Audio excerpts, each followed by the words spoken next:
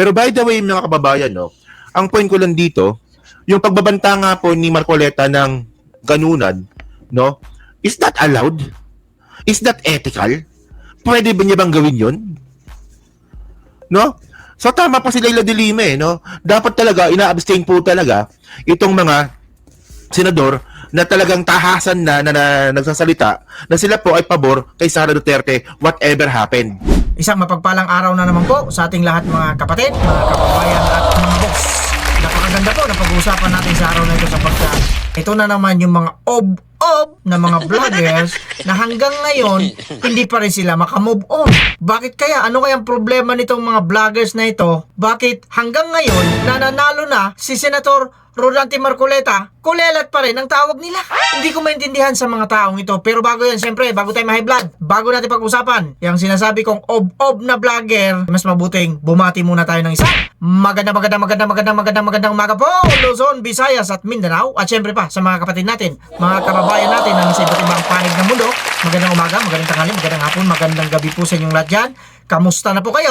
Sana po habang nanonood kayo sa video na ito ay hindi tataas ang inyong mga blood pressure. Pabayaan nyo na po si Boss Rick ang ma-high blood dito sa mga ob na ito. Ang mabuti ninyong gawin, manood lang kayo, mag-relax kayo dyan, kumain kayo ng kung ano-ano, magkape kayo kung gusto ninyo, basta't ang importante, maglibang kayo habang nanonood sa video na ito.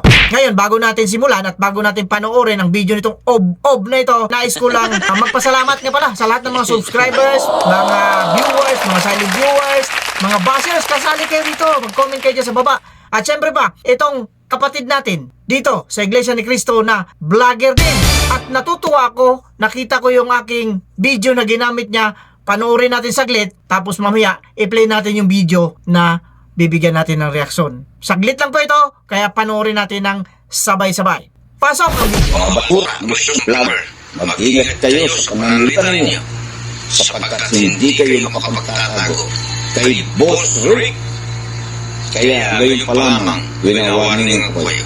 Mag-ingat kayo sapagkat nandyan na ang idol ng bayan, si Boss Rick. Hindi kayo makapagtatago sa kanya. Sa napanood nating video, maraming salamat po kapatid na Jesus Malyari. Eto, yan. Pakibisita nyo rin po mga kapatid, kagaya ng sinabi niya sa mga vlogs niya. Tayo na po dito magsuportahan mga kapatid, mga vloggers. Hindi lang po nag-iisa, hindi lang po si Boss Rick, hindi lang po si Jesus Malyari. Marami pa po.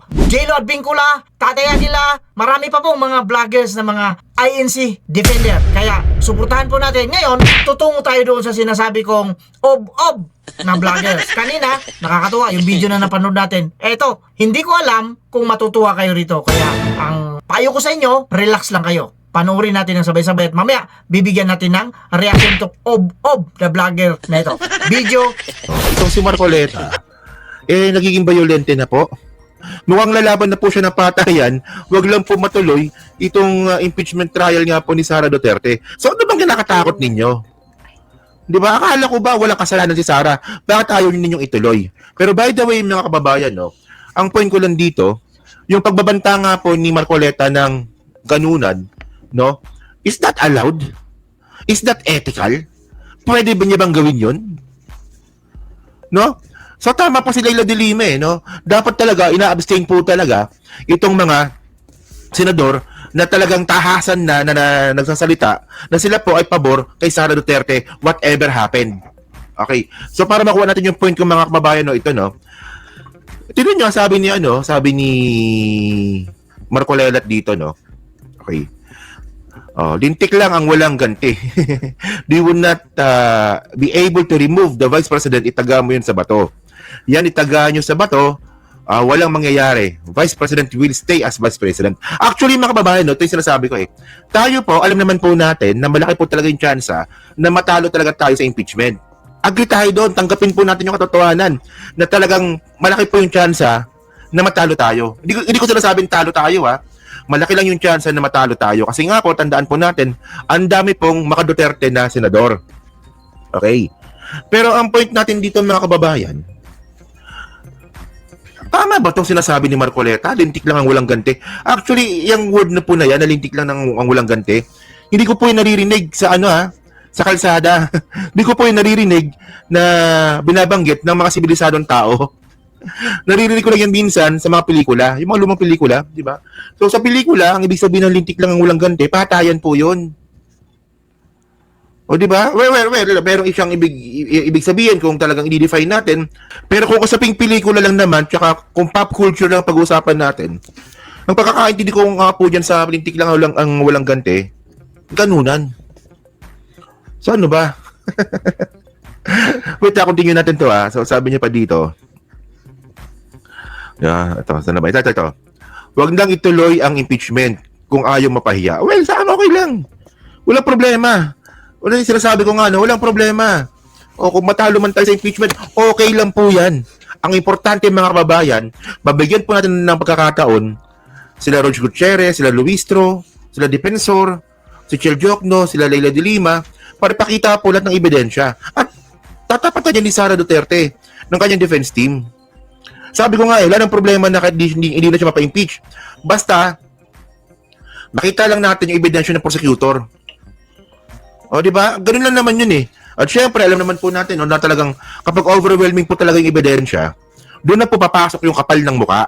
Kung kaya pa rin ba ng mga senador na huwag ipa-impeach si Sara kahit overwhelming na po yung ebidensya. Actually, mga kababayan, lumalabas ngayon na trending po ngayon yung mga bank accounts. Yung mga bank accounts nga po ng mga Duterte na hinulugan po ito, may naghulog po ng 500 pesos. Pakita ko na lang ulit para makuha ko yung punto ko. Yun, so nakita ko na, So ito po, isa po sa magiging ebidensya po laban kay Sara Duterte sa impeachment. So, di ba? Kaya ba nagagalit si Marcoleta na naghahamon na nga po ng dadanak ang dugo dahil mabubuking na po si Sara Duterte pagdating po ng impeachment trial? No? Tapos, magbumuka silang tanga na iboboto pa rin nila na huwag ipa-impeach. Sa napanood nating video, sa umpisa pa lang, talagang tataas yung bibi mo, di ba? Pag nagsalita itong, ano pangalan nito? Takero Miyamiya Utoto. Yun yung pangalan niya. Napansin ninyo sa mga sinabi niya. Hanggang ngayon, galit na galit pa din ito kay Senator Rodante Marcoleta. Binibigyan niya ng kahulugan.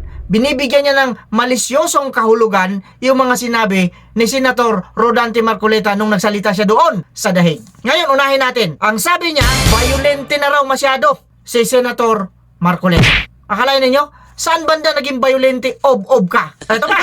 At nagbanta daw si Senator Marcoleta ng ganon. Nakita nyo? Gumanon siya? Kung hindi ba naman ob-ob ito? Hoy, ob-ob, makinig ka. Si Boss Rick nang kausap mo rito. Kagaya na sinasabi ko rito kayong mga vlogger sa mga ob-ob. Isa-isahin ko kayo. Saan mo nakuha yung sinasabi mong nagbanta na ganon si Senator Marcoleta? Ob-ob ka talaga. Ang laki mong ob-ob. Ang sarap mong ihagis doon sa Japan. Hapon ka ba talaga? O hipon? Hindi rin hipon ito. Kasi tignan mo yung katawan nito Ang sarap gawing punching bag. Sa tingin ko nito, ano ito Ito yung kulang sa aruga. Nung bata ito, hindi siguro nakatikim ito ng gatas ng kahit Alaska lang. Siguro yung iniinom nito nung bata itong mek-mek. Alam niyo yung mek-mek? Yung magano mek-mek. Yun, mek-mek yun. Ob-ob ka. Takiro ng ina mo. Ang kapal ng mukha mo. Judgmental ka. Yung sinabi ni Senator Rodante Marcoleta doon sa Dahig, binibigyan mo ng masamang pakahulugan. Ganon agad, eto bang sinabi niya? Di ba? Nakalagay dyan, streetwise itong ob-ob na ito. Kung streetwise ka talaga, si Boss Rick, street fighter.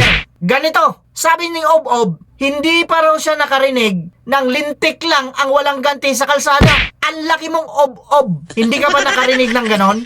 Ha? Ob-ob ka? Paano mo sasabihin streetwise ka? Paano mo sasabihin lumaki ka sa kalsadang bugok ka? Yung lintik na walang ganti, expression na lang yan doon. Pumunta ka doon. Unang-una, punta ka Santa Cruz.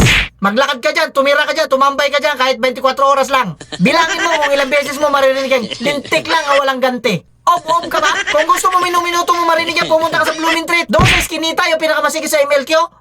Alam mo yon, ob-ob ka, baka hindi mo alam yon. Pasagasaan kita sa tren Turuan kita. Blooming Treat Station. May pulis doon. Ang katapat ng 7-Eleven, maglakad ka papunta Mercury, may Eskinita ron na masikip. Pumasok ka doon. Kung makalabas ka pa doon, nang ligtas. Ob-ob ka. Ganyan itsura mo? Ang bobo mo. Hindi nakarinig ng lintik lang, walang ganti, pampelikula lang daw. Ganyan ka ob-ob. Mayroon pa siyang sinabi rito. Talo naman daw talaga kami sa impeachment. Tignan niyo kung gaano ka-ob-ob ito. Alam niyang talo na siya sa impeachment. Pinipilit niya pa din na ituloy ang impeachment samantalang alam niya mismo sa sarili niya natalo siya. Ob ka. Takiro, takimo, sikya ka. Naintindihan mo yon? Hapon ka, di ba? Walang umaga, walang gabi, walang araw sa inyo, laging hapon. Sa amin, pag pumunta ka sa amin, hapon ka. Mukha nito? Sa mukha pa, tingnan mo mukha. Sa mukha pa ako. Mas pogi pa si Uwak. Pansinin nyo, kung manglait ka ng tao. Buti na lang, hindi ko pa narinig yan. Sa susunod ng mga video ko, abangan ninyo. Titirahin natin yung takiro na ito. Mukhang taki. Sa mukha mo pa lang, tingnan mo naman yung mukha. O, ito pa sabi niya dito. Kapal daw ang mukha ng mga senador doon sa Senado. Akalain mo, siya na mismo ang nagsabi, makakapal ang mukha ng mga senador sa Senado. Kamusta yung mukha mo? Ob. Sa mukha mo pala, tingnan mo naman ang mukha. Nagbanta pa raw, nadadanak ang dugo. Diyos mio, garapon, marimar. Saan banda nagbanta? Ha? Nadadanak ang dugo. Tapos, sasabihin mo, lumaki ka sa kalsada? Sipahin kita eh. Sampaling kita eh. Lumaki ka sa kalsada? Nilintik lang ng walang ganti, hindi pa narinig yan? Saan kalsada ka lumaki? Sa kalsada ng bahay nyo? Baka sa labas lang ng bahay nyo, kalsada ng tawag mo doon, ob. Ang ob mo, ang bobo. Nabubulol ako sa'yo eh. Ulit-ulitin mo yung video ni Senator Marcoleta kung may sinabi siyang dadanak ang dugo, pasasakit ka. Naintindihan mo yon? Takke! Pasensya na po, mga kapatid, mga kababayan at mga boss. Ganito lang talaga si Boss Rick. Real talk kasi tayo rito. Nasasaktan tayo pagka yung tao na nakikita natin gumagawa naman at hindi pa nga nagsisimula. Eto, binabakbakan na nila. Hindi nagbibigay. Ang pinagmamalaki pa, Laila de Lima naman. Pinagmamalaki mo yan? Ex-convict? Hindi nga manalo sa pagkasenador, kaya nga bumaba yan, naging party list representative. Tapos ipagmamalaki mo yan? Tapos ipagmamalaki mo pa yung mga congressman na nanalo, mga ob din na kagaya mo? Tumataas ang BP ko rito pag ito yung kausap ko eh. Tingnan mo naman kasi yung mukha. Sa mukha pa lang kasi, ma-high blood ka na. Takero! Markado ka na rito, aaraw-arawin kita. Kaya sa inyo mga kapatid, mga kababayan at mga boss, pagpasensya na ninyo kung ganito ako magsalita. Talagang nararapat lang yan sa kanila. Lahat ng mga vlogger dyan, isa-isahin natin yan.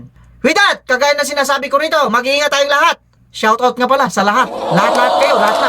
Yung mga nagpapa-shoutout, shoutout to. Pasensya na po, hindi ko mabanggit dito kasi medyo mainit yung ating studio ngayon. Pero ganoon pa man, maraming salamat at shoutout po sa inyong lahat. Walang labis, walang kulang. Ngayon, kung hindi pa kayo Eto, nakikita niyo yan. Yan, kulay pula. Kung hindi pa kayo nakapindot niyan, please naman. Para naman dumami tayo rito. Kasi hindi tayo papansinin ng mga ito. At nakikita nila na muta lang ito si Boss Rek. Tignan natin. Pag si Boss Rek yung umabot ng sinasabi kong 100, nako, yari ang mga yan. Maraming salamat po. At kagaya na sinasabi natin dito, mag-iingat tayong lahat. Pwera lang sa mga taong ob ka. Bulaklak, ob ka.